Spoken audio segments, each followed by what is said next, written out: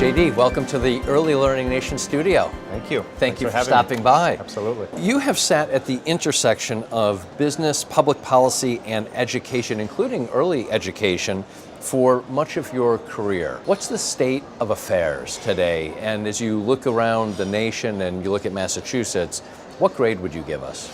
Well, in Massachusetts, I would say, probably, I give us a solid B+, maybe bordering on A. In that, are you a tough grader or are you easy? Well, I mean, if you look at some of the rankings, for example, Massachusetts does very well.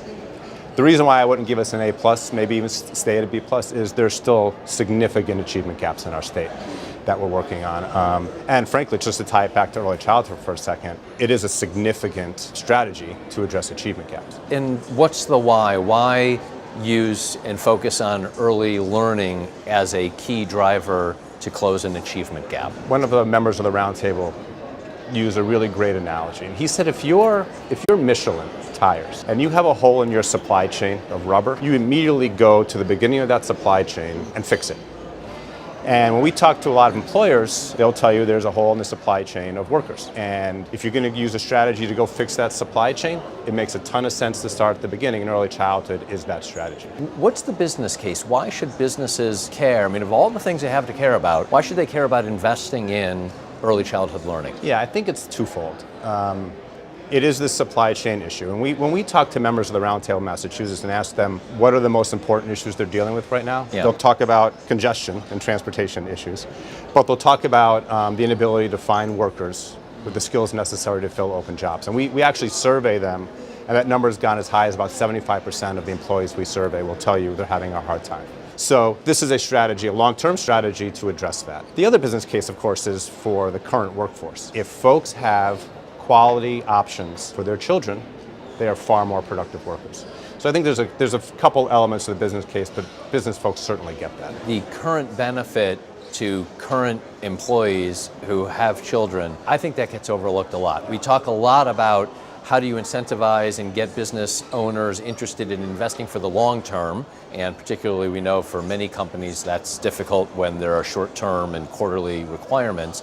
And yet there are some real short-term immediate benefits that can accrue when you have an employee force that you need there, and it's a benefit that you can deliver. Yeah, and I think what happens in Massachusetts anyway is that childcare is very, very expensive. So employers are seeing it with their difficulty that their employees are facing in finding high-quality care. Now, you have a public policy background as well. What's the public policy interest in how, and maybe, if you can go beyond Massachusetts, that's great, but if you want to focus on examples within Massachusetts, that's perfect as well, that intersection and partnership between the public sector and the private. How does it work, and how is it working? What I have found over the course of my career is that you really need three things to successfully move a public policy agenda. You need a champion, you need really great data, and you need a grassroots kind of field effort. In Massachusetts, we have a great champion, and it's the Speaker of the House, right? So he has said this is going to be a priority of his for all the research reasons we know. He brings the business community together to say, hey, help me think about this. How do we build a system in Massachusetts that really focuses on creating a high-quality early education workforce?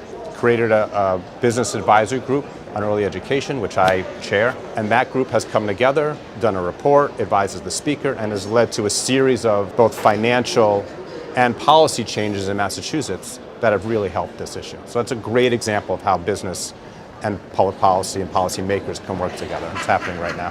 And I assume that while the public side is pushing the business is also pushing the politicians and the public policy. Absolutely.